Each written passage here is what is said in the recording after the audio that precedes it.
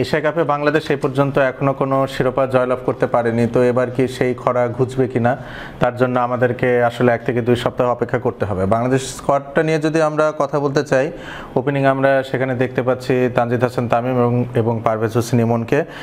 দুজনই মোটামুটি বেশ আক্রমণাত্মক ব্যাটিং করে অভ্যস্ত।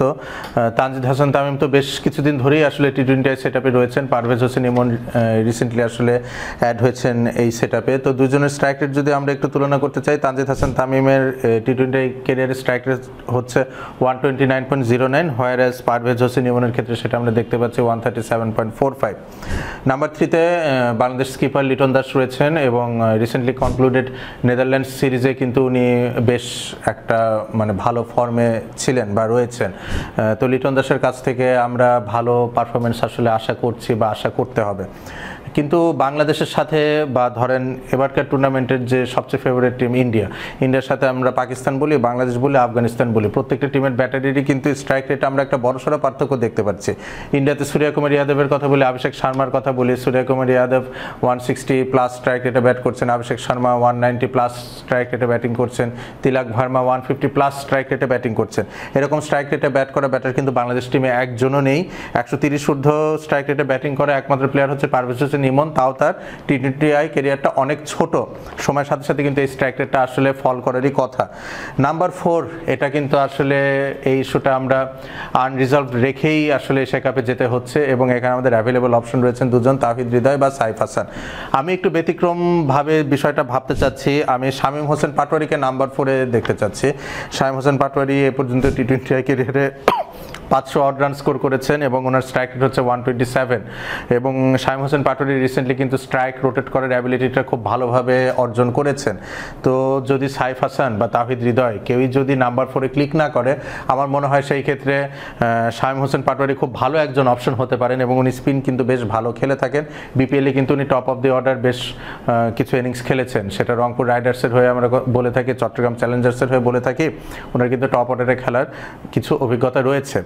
নাম্বার 5-এ সেই ক্ষেত্রে তাহলে আমাদের ব্যাটিং লাইন আপটা একটু শাফল করতে হচ্ছে। যদি আর্লি কিছু উইকেট পড়ে যায় সেক্ষেত্রে আমি মোহাম্মদ সাইফুদ্দিনকে নাম্বার 5-এ খেলানোর পক্ষপাতী। এখন উনি আসলে কেমন ফিটনেসে রয়েছেন, উনি বোলার হিসেবে কেমন শেপে রয়েছেন সেটা আসলে একটু দেখবার বিষয়। বাট সাইফুদ্দিন যদি ফিট থাকেন, আমার মনে হয় টিম ম্যানেজমেন্ট নাম্বার 5-এ মোহাম্মদ সাইফুদ্দিনকে ট্রাই করে দেখতে পারেন। যেহেতু আমাদের রিসোর্স খুব কম, আমাদের রিসোর্সের কিছু সীমাবদ্ধতা রয়েছে, সেক্ষেত্রে বোল্ড মুভস আর এক্সপেক্টেড, ঠিক আছে, যদি আপনি টুর্নামেন্টে সফল হতে চান। শামীম হোসেন পাটোয়ারিকে নাম্বার 4-এ খেলানো এবং মোহাম্মদ সাইফুদ্দিনকে নাম্বার 5-এ খেলানো কিন্তু সেক্ষেত্রে খুবই ভালো একটা উদ্যোগ হতে পারে। নাম্বার 6-এ আমরা জাকির আলী অনেকে দেখতে পারবো, উনি কিন্তু বাংলাদেশের ওয়ান অফ দ্য বেস্ট ফিনিশার্স এই পর্যন্ত বাংলাদেশের ক্রিকেট ইতিহাসে। মাহমুদুল্লাহ রিয়াদের যোগ্য উত্তরসূরি আমরা জাকির আলী অনেকে কিন্তু বলে থাকতে পারি। তো নাম্বার 6 পজিশনটা আসলে তার জন্যই রয়েছে। নাম্বার 7-এ শেখ মেহেদী হাসানকে আমরা দেখতে চাইবো। শেখ মেহেদী হাসান কিন্তু নতুন বলে বেশ ভালো বল করে থাকেন এবং বিগত 1 থেকে 2 বছরের নতুন বলে বোলারদের মধ্যে কিন্তু অন্যতম সফল বোলার শেখ মেহেদী হাসান। নাম্বার 8-এ আমরা তানজিম হাসান সাকিবকে দেখতে পারবো, যেহেতু উনি ব্যাট হাতে বেশ দক্ষ এবং উনি আসলে ফাস্ট বোলিং করে থাকেন।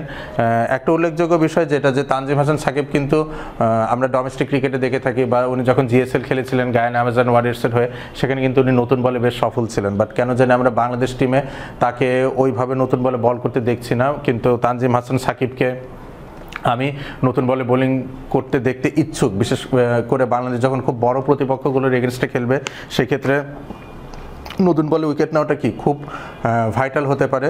তো তানজিম হাসান সাকিব সেক্ষেত্রে নাম্বার 8-এ ব্যাট করবেন এবং তাকে আমরা ওপেনিংয়ে বল করতে দেখতে চাচ্ছি।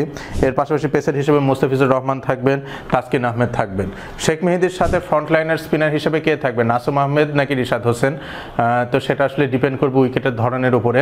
উইকেটে যদি বোলারদের জন্য খুব বেশি সহায়তা না থাকে, সেক্ষেত্রে কিন্তু কন্টেন্ট বোলিং খুব ইম্পর্টেন্ট হয়ে উঠতে পারে। তো সেই ক্ষেত্রে নাসুম আহমেদকে আমি এগিয়ে রাখবো রিশাদ হোসেনের চেয়ে, যেহেতু খেলা আপনার আবুধাবি ইন্টারন্যাশনাল ক্রিকেট স্টেডিয়াম এবং দুবাই ইন্টারন্যাশনাল ক্রিকেট স্টেডিয়ামে হবে। So big runs are expected on those two venues. I would love to see Nasum Ahmed ahead of Rishad Hossain. So এই ছিল বাংলাদেশের মোটামুটি লাইন আপ। অনেক সীমাবদ্ধতা রয়েছে, কিন্তু অ্যাভেলেবেল যে রিসোর্স রয়েছে আমার মনে হয় এখান থেকে বাংলাদেশ ভালো কিছু করবে, এটা আমার প্রত্যাশা থাকবে।